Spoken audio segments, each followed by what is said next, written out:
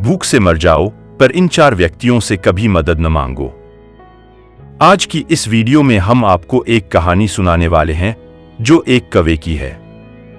इस कहानी में कौवा ने 4 ऐसी सीख दी हैं जो आपके सोचने के नजरिए को बदल देंगी। यह कहानी बहुत ही ज्ञानवर्धक और प्रेरणादायक है। तो वे कौन सी 4 बातें हैं जिन्हें कौवे ने साझा किया है? क्योंकि दोस्तों, एक बहुत ही खूबसूरत बात कही गई है कि भूख से मर जाओ, पर इन 4 व्यक्तियों से कभी मदद की भीख मत मांगो। यदि आप इस कहानी को सुन रहे हैं तो कृपया इसे अंत तक सुनें और इसे बीच में छोड़ने की भूल न करें, क्योंकि इस दिव्य कथा को पूर्ण रूप से सुनने पर ही इच्छित फल की प्राप्ति होती है। इसलिए इस कथा को आखिर तक सुनें और भोलेनाथ का अनादर न करें। एक समय की बात है, एक जंगल में भीषण सूखा पड़ गया। इतना गंभीर सूखा कि वर्षा ऋतु में भी एक बूंद पानी नहीं गिरा। इस वजह से जंगल के वासी, चाहे वो जानवर हों या पक्षी, सभी के लिए भोजन की कमी हो गई।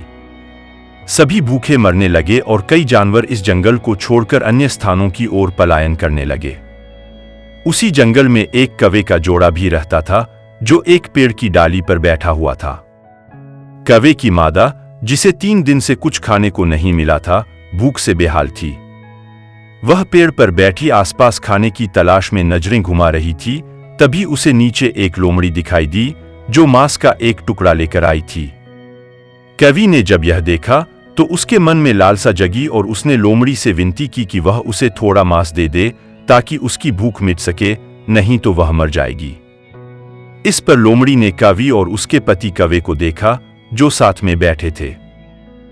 तो लोमड़ी चालाक थी, क्योंकि आपको पता ही है कि लोमड़ियां चालाक होती हैं।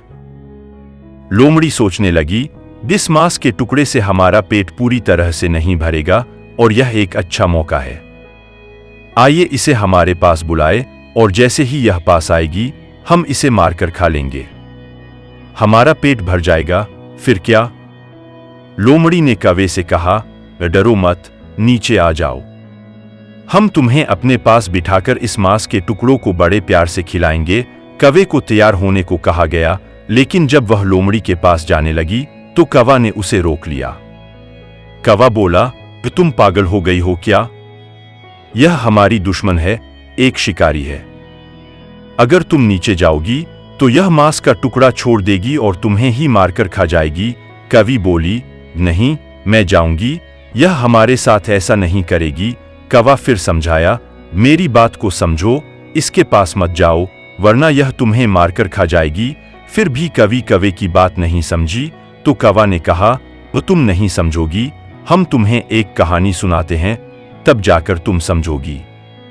पहले मेरी एक बात ध्यान से सुनो, उसके बाद। और कौवे ने लोमड़ी के पास जाने का इरादा छोड़ दिया और कौवे की बातें सुनने लगी। कौवा शुरू हो गया बताने और समझाने, सुनो, ये कहानी कुछ समय पहले की है। इसी वन में एक बरगद का पेड़ था। इसी बरगद के एक खोखले में एक तोता और एक तोती रहा करते थे, यानी एक जोड़ी तोता तोती। और उसी पेड़ के दूसरे खोखले में एक सांप रहता था। तोती जब भी अंडे देती, मैं उन्हें बस खा जाता।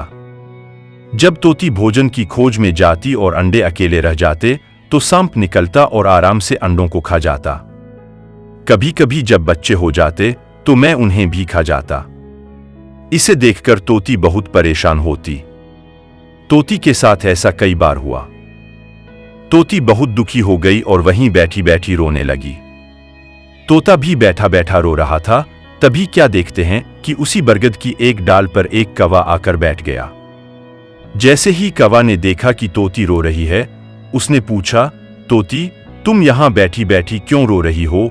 तोती ने अपनी सारी कहानी सुनाई और कहा, मेरे साथ यह कई बार हुआ है। जितनी बार मैं अंडे देती हूं, जितनी बार मेरे बच्चे होते हैं, उसी दूसरे खोखले में रहने वाला सांप सिर्फ निकलता है। जब हम भोजन की तलाश में चले जाते हैं तो वह हमारे अंडों को, हमारे बच्चों को खा जाता है। हमें यह समस्या बहुत परेशान कर रही है। हम इस पर चर्चा भी कर सकते हैं, क्योंकि हम उसके खिलाफ बदला भी नहीं ले सकते। हम उससे लड़ भी नहीं सकते, क्योंकि वह बहुत खतरनाक और दुष्ट है। ऐसी दुख भरी कहानी सुनकर जलकवा दया महसूस करता है और कहता है कि वह हार नहीं मानेगा। चलिए हम साथ चलें। पास में एक तालाब है जहां से हम मछलियां पकड़ सकते हैं। तोती कहती है कि वह समझ नहीं पाई, तो जलकवा समझाता है कि जब दुश्मन ताकतवर हो जाए तो उसे बुद्धिमानी से हराना चाहिए। तोती पूछती है कि कैसे? तब जलकवा समझाता है कि हम पास के तालाब से मछलियां पकड़ेंगे और नेवले के बिल के पास उन्हें रख देंगे। हम मछलियों को थोड़ी थोड़ी दूरी पर रखेंगे जिससे नेवला बाहर आए और मछलियों को खाते हुए आपके दुश्मन तक पहुंच जाए और उसे मार डाले। इस तरह आपका दुश्मन खत्म हो जाएगा। जलकवा की इस योजना पर विश्वास करके तोती उसके साथ जाती है और तालाब से मछलियां पकड़ती है। उन्होंने सबसे पहले मछली को नेवले के बिल के दरवाजे पर रखा। इसके पश्चात वह वापस गई, फिर लौटा और कुछ दूरी पर एक मछली रखकर क्रम निभाते हुए सभी सर्व के खो के द्वार पर पहुंच जाते हैं और वहां एक मछली दरवाजे पर रख देते हैं और उस पर बैठ जाते हैं। तब एक झलक हुई। उसने उस तोते से कहा, अब प्रतीक्षा करो, थोड़ी देर के लिए इंतजार करो। देखते हैं क्या दृश्य उभरता है। दोस्तों, क्या होता है? थोड़ी देर बाद जब नेवला उस बिल से बाहर आता है और देखता है कि दरवाजे पर मछली पड़ी है, तो वह भगवान का धन्यवाद करता है और कहता है, आज तो आपने बड़ी कृपा की है, जो भोजन स्वयं हमारे घर तक आ गया। नेवला मछली खाता है, फिर आगे बढ़ता है और उसे एक और मछली मिलती है। वह उसे भी खाता है और आगे बढ़ता जाता है। इस प्रकार भाई क्रम से उसे मछलियां मिलती रहीं। वह खाता जाता है और खाते खाते वह जगह पर पहुंच जाता है जहां वह सर्व रहता था। उसके द्वार पर एक मछली पड़ी थी। नेवला उस मछली को खाता है और सोचने लगता है कि इसका कारण क्या हो सकता है कि भाई क्रम से मछली हमें मिलती रही और हम खाते रहे और यहां तक आ गए।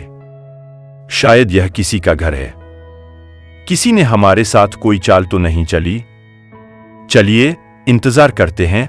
दोस्तों, मैं नेवला उसके खोह के दरवाजे पर बैठ करके इंतजार करने लगता है। विचार करता है कि अगर कोई वहां होगा तो वह शीघ्र ही बाहर आ जाएगा। दोस्तों, उस समय के बाद जब सांप बाहर आता है और मुंगूस उसे देखता है तो वह समझ जाता है कि इसकी चालाकी है, और आपको तो पता ही है कि सांप और मुंगूस के बीच कट्टर शत्रुता होती है।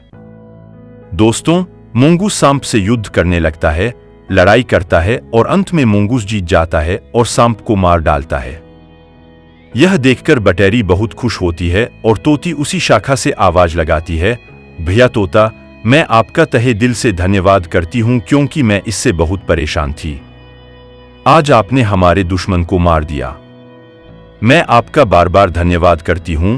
तोती बहुत प्रसन्न थी। इधर मुंगूस ने देखा कि तोती के ऊपर एक जोड़ी बैठी हुई है तो मुंगूस समझ गया। अच्छा, इसका मतलब ये जाल तुम्हारा ही बनाया हुआ है। तोती फिर पूरी कहानी सुनाती है और उसके बाद मुंगूस कहता है, क्या तुम सिर्फ ऊपर से ही धन्यवाद देती रहोगी या नीचे आकर धन्यवाद दोगी? दोस्तों, तोती उड़ती है, मुंगूस के पास पहुंचती है और पास आकर बैठ जाती है। लेकिन वह नेवल हाउस को भी पार कर लेता है, उसे हरा देता है और फिर तोते को मारकर खा जाता है। तोता यह सोचता है कि एक दुश्मन से बच नहीं सका, एक से जीत नहीं पाया और फिर दूसरे दुश्मन के चंगुल में फंस गया। कौवा अपने साथी से कहता है कि एक दुश्मन से तो बच गए, लेकिन दूसरे ने हमें फंसा लिया और वह तोती मर जाती है क्योंकि उसने गलती से भरोसा कर लिया था। उसे यह भूल गई कि दुश्मन कभी नहीं छोड़ेगा, इसलिए तुम ना जाओ, ये हमारा और तुम्हारा दुश्मन है, यह तुम्हें जरूर मार देगा। और इसी तरह से हमें कभी भी उन चार लोगों से मदद की भीख नहीं मांगनी चाहिए। कौवी ने पूछा क्यों, और उसकी रुचि बढ़ती जा रही थी। कौवी ने सुनने के बाद कहा, वे कौन से चार लोग हैं जिनसे कभी भी मदद नहीं मांगनी चाहिए? तब कौवा उसे समझाता है, पहले वो आपके दुश्मन हैं। यदि आप दुश्मन से मदद की उम्मीद करते हैं तो वह आपकी सहायता नहीं करेगा, बल्कि आप पर हमला करेगा, आपको हानि पहुंचाएगा, यहां तक कि आपको मार भी सकता है। इसलिए कभी भी दुश्मन से मदद मांगने का प्रयास नहीं करना चाहिए। दूसरा, अभिमान से भरे व्यक्ति से भी मदद मांगने से बचना चाहिए। यदि आप उनके पास जाते हैं तो वे आपका अपमान करेंगे और कुछ भी सहायता नहीं करेंगे। तीसरा, कपटी व्यक्ति से मदद मांगने से भी बचें, क्योंकि ऐसे व्यक्ति कपट भरे शब्दों का प्रयोग करते हैं और आपको धोखा देंगे। वे मदद तो नहीं करेंगे, लेकिन आपको अपने चाल में फंसा लेंगे और लाभ उठाकर छोड़ देंगे, जिससे आपको बड़ी हानि हो सकती है। इसी प्रकार नशे में धुत व्यक्ति से भी कभी मदद की अपेक्षा नहीं करनी चाहिए। एक बार एक शराबी बाइक सवार अचानक से आया और आपने उसे इशारा किया। वह रुका और आप उसकी बाइक पर बैठ गए, सोचकर कि वह तो नशे में है, वह कैसे बाइक चला पाएगा। वह तो किसी ना किसी जगह टकरा जाएगा या किसी गड्ढे में गिर जाएगा, खुद भी मरेगा और आपको भी मौत के घाट उतार देगा। इसलिए किस्मत से भी ज्यादा कभी भी इन 4 लोगों से मदद नहीं मांगनी चाहिए। एक दुश्मन, दूसरा अहंकारी, तीसरा छली और चौथा नशेड़ी। इस कहानी को सुनकर दोस्तों को यह समझ आती है कि हमारा मित्र को सच कह रहा है और वे उसकी बात मान लेते हैं। यह कहानी हमें सिखाती है कि भूखे मरना स्वीकार है, लेकिन इन 4 लोगों से कभी मदद नहीं मांगनी चाहिए, क्योंकि अगर आप इन लोगों से मदद मांगते हैं तो आपको कुछ भी हासिल नहीं होगा, सिर्फ नुकसान होगा, अपमान होगा और जिंदगी भी खतरे में पड़ सकती है। तो दोस्तों, आपको हमारी यह कहानी कैसी लगी? अगर आपको यह कहानी पसंद आई हो तो कृपया अपने विचार कमेंट बॉक्स में जरूर शेयर करें और अपने मित्रों के साथ भी इसे साझा करें। फिर मिलेंगे अगली वीडियो में नई ज्ञान चर्चा के साथ। तब तक के लिए सब्सक्राइबर बंधुओं और दर्शक भाइयों को राधे राधे, जय श्री कृष्ण, ओम नमः शिवाय।